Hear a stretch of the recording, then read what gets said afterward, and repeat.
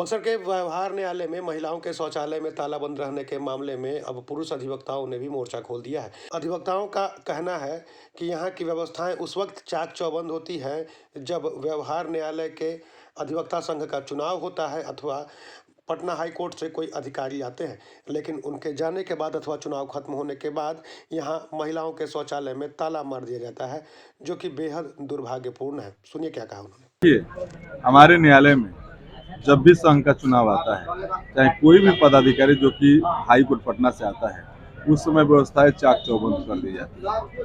लेकिन जब ये हमारे चुनाव बीत जाते हैं और यहाँ के पदाधिकारी चले जाते हैं, तो न्यायालय की तरफ से जो भी शौचालय की व्यवस्था दी गई है महिलाओं के लिए, पुरुषों के लिए तो नगण्य है, महिलाओं के लिए जो व्यवस्था दी गई है उसमें ताला बंद।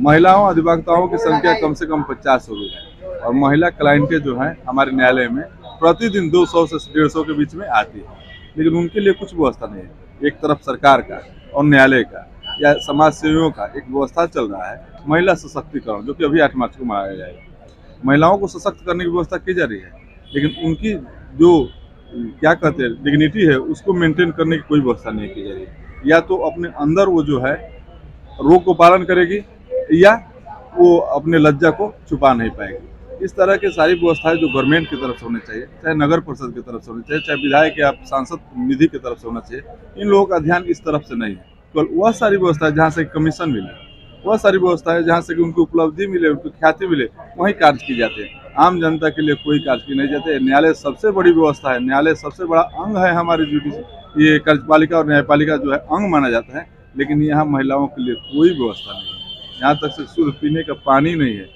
एक माननीय अधिवक्ता स्वर्गीय प्रेमचंद उपाध्याय की स्मृति में जो लगाया गया है उसको छोड़ करके कहीं भी किसी तरह का पेय का व्यवस्था भी नहीं है। हम यही कहना चाहेंगे कि अगर आप लोगों के माध्यम से ये सारी चीज़ें उठाया जाए तो महिलाओं को जो कि नग्न प्रदर्शन देखने को मिलता है, जो क्लाइंट आते हैं, तो उससे बच सकते हैं और उनको जो स्वस्थ भारत स्वच्छ भारत की मिशन जो चलाई जा रही है उसमें महिलाएं हमारी जो है चाहे पुरुष जो भी है वो बच पाएंगे। एक तरफ आभा कार्ड बना करके लोगों को ये स्वास्थ्य गारंटी देने की बात गवर्नमेंट कर रही है और दूसरी तरफ अपने अंदर यूरिन पाल करके 5-5 घंटा 8 घंटा जो यहाँ पर रहेगी तो उससे रोगी होगी। तो गवर्नमेंट को भी इस पर ध्यान देना चाहिए, हमारी न्यायपालिका को भी इस पर ध्यान देना चाहिए और पदाधिकारी को और प्रतिनिधियों को भी ध्यान देना चाहिए। ज्ञानेंद्र कुमार द्विवेदी, अधिवक्ता, व्यवहार न्यायालय बक्सर। अगर बाहर से कोई महिला आती भी है तो उसको जानकारी भी नहीं है कि हम बाहर में इधर कहाँ जाएं बाथरूम करने के लिए। सबसे बड़ी चीज़ है, हो सकता है कि अधिवक्ता अगर महिलाएं को पता भी है कि कहीं किसी चेंबर या कहीं जा करके कर भी ले, लेकिन सबसे परेशानी हो रही है कि यहाँ कम से कम 200-250 बाहर की औरतें आती हैं, क्योंकि यहाँ की कोर्ट की स्थिति है कि मैट्रिमोनियल वगैरह केस ज़्यादा हो गए हैं, महिलाओं की आना जाना ज़्यादा हो गया है और बाहर की महिलाओं के लिए बहुत बड़ी समस्या है। Arvind Kumar Pandey, civil court Buxar.